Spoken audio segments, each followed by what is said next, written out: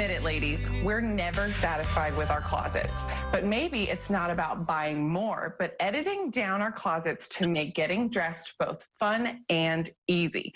Megan Thomas Head, friend of the show, is back with me today. She's going to help us simplify our closets a little bit and make the best of it. Welcome back, Megan. Thank you so much for having me in this virtual world. Yes, welcome to my closet. Welcome to my closet. Well, thank you for having me, of course. So let's talk about a closet edit. What does that mean? So it's spring. A lot of people are doing spring cleaning for their homes. Well, that's essentially what it is for a closet edit. You are taking everything out and assessing what brings you joy, what fits you, what is still working in your current season of life. And for those things that don't meet that criteria, you are finding it a new home. So you are refreshing, editing your closet, bringing it down to what's essential.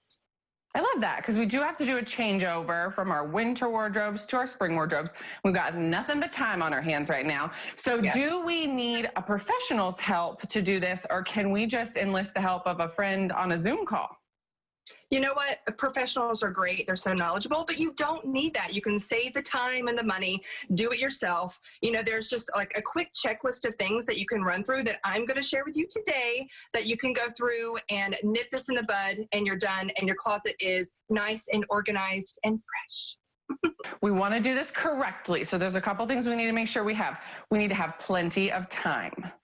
Yes, this is probably, in all honesty, going to probably take you a couple of hours. So, because you're going to want to pull everything out, and you don't want to get interrupted and have all that mess all over your bedroom and have to come back to it later. You'll lose momentum, you'll lose the drive for it, and it's just a hot mess from there on out. So you want to do this right. Give yourself enough time to do it for sure.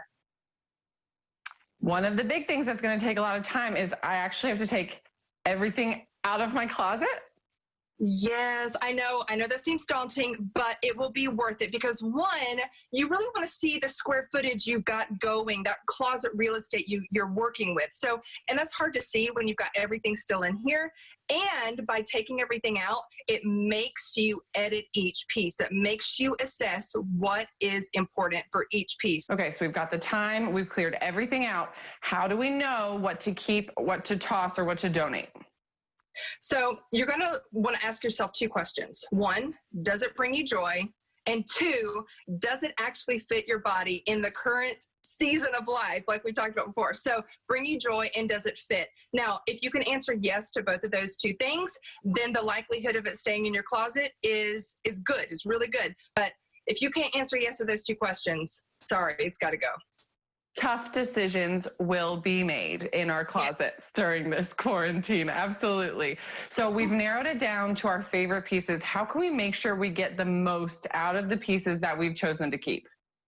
So something that I really love to do is ask myself, and I do this before I buy anything now, is can I style it multiple ways? So if you can style it multiple ways, and my goal is, can I style it at least 3 totally different ways, then the likelihood of that making it into my closet and staying there is really high. Of course, how often should we be doing this?